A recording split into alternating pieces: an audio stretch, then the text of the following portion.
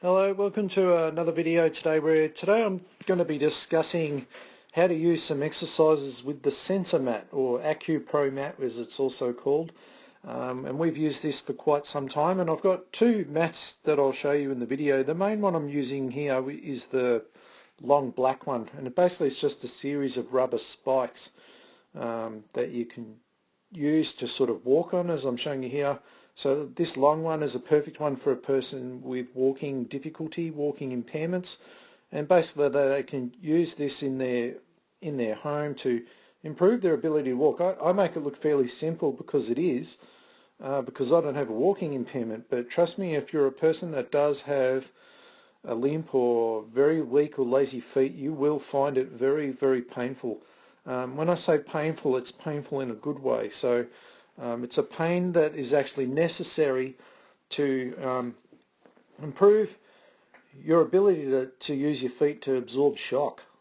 That's really there's so many nerve receptors under your feet called mechanoreceptors, and basically they're there to really tell the body what's the ground, how to absorb it, how to roll and contour to the the things underneath the foot there. So for example, it could be something really hard and solid like cement, and it could be cold, it could be hot, or it could be jagged and rough like stones and sticks.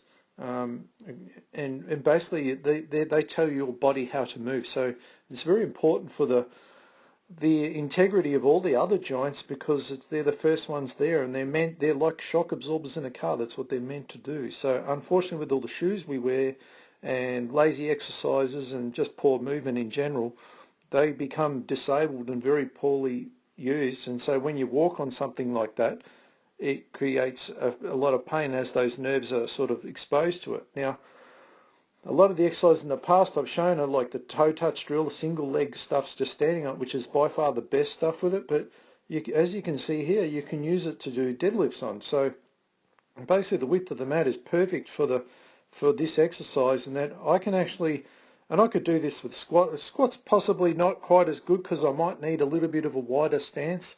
It's a little bit too narrow a stance for a squat, but I might stand facing directly towards the camera in that case.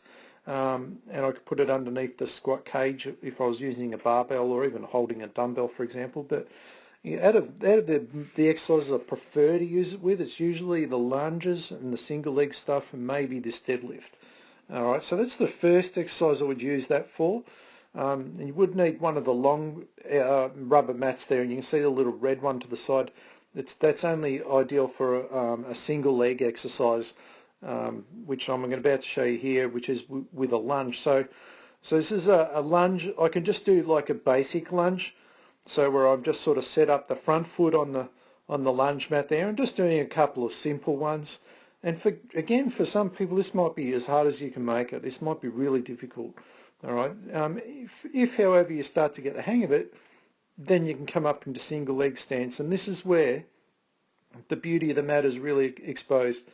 Every time you come into this single leg is when the foot stabilizers have really got to work hard, because as I'm going down, it's easy because I can get my other foot on the ground, but you can almost see here, or I almost lose it, and I do later on in the video, where I've now got to control my trunk moving. So this is where my core's more involved, but it's very reliant on everything that's going on here, and there's a constant sort of battle between my foot and my big toe's got to stay down. It's very important my big toe stays down, but there's a constant sort of rocking in all directions of my foot trying to maintain a perfect alignment. And you see I've nearly lost it there, through my ankle, my knee, my hip. So you can see at the bottom I've got a great alignment. All right, my job is to maintain that alignment as I come up into standing.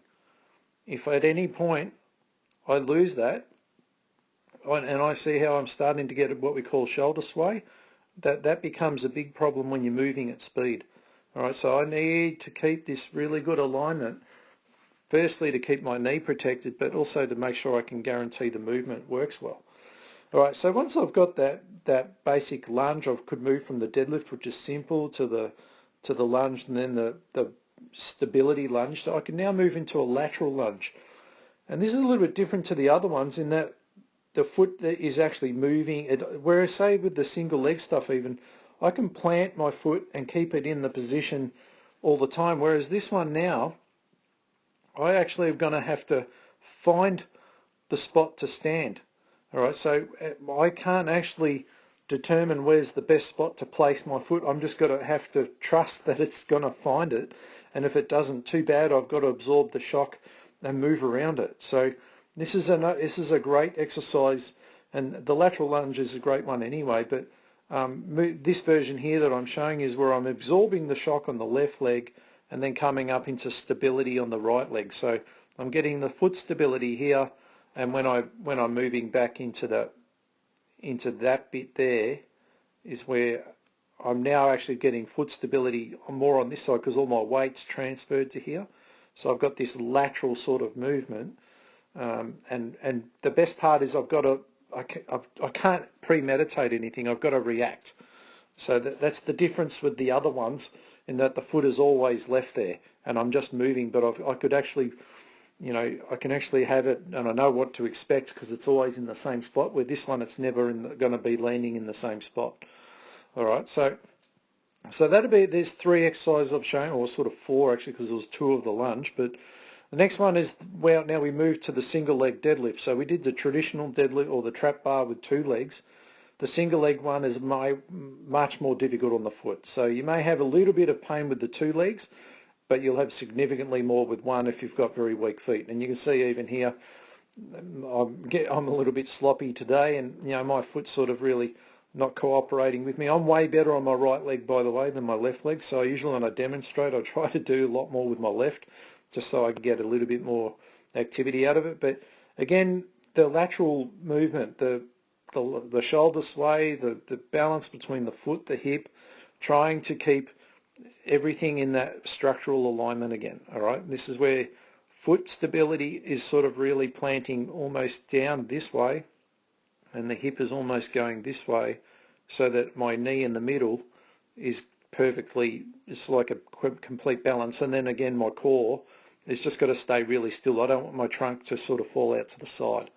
All right, so there's just so many moving pieces on this, but it's such a great exercise for developing the glute strength in line with the foot stability. The foot stability must happen first. That's why the Sensa Mat is such a cool, an amazing tool. And the very first exercise we did at the beginning, walking on it, is really can be for some people a test, because when it starts to hurt less, you can do it. You're really going to start walking better once you move outside.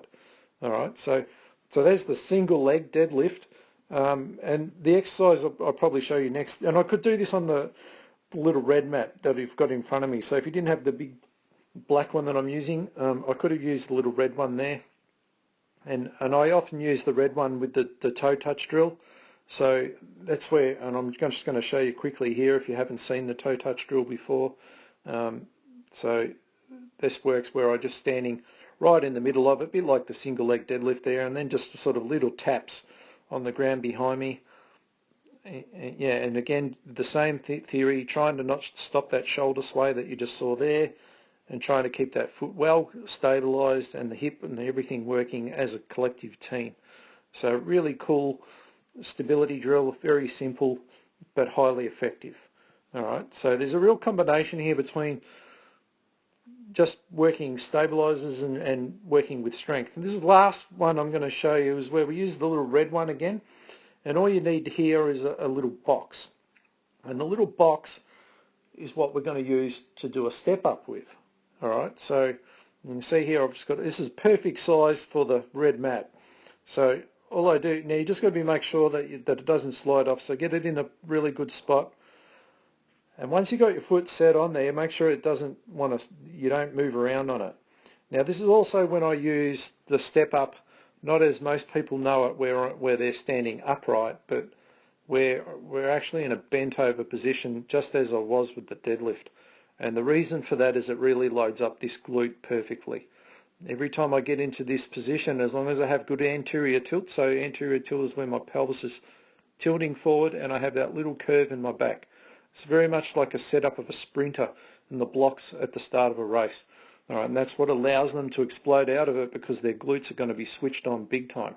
All right, so all I do from here is I just come up into my step up, and the load of my body weight onto my leg is for, again, because it's a difference with the other two exercises, by the way, is the speed of this one. This one's fast, and the other ones are coming from up the top to the bottom. This one's coming from the bottom to the top.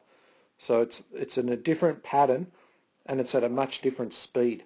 All right, so again, I could add weight dumbbells to all of these exercises if I wanted to, but most of the time it's not necessary. Most of the time it's just a great movement skill, and then I could maybe remove the mat, put my shoes back on, and add some load, some decent load, and see if that improves, because that's the end goal of using it, by the way. It's to enhance the general movements overall and the strength of the entire body. All right, so a really handy tool, great for anyone, not just anyone with walking impairment. I use it all the time, and it's made significant improvements to the way I move. All right, so I hope you've enjoyed that video, and it's given you a few ideas of how to do it, and we'll see you on our next one.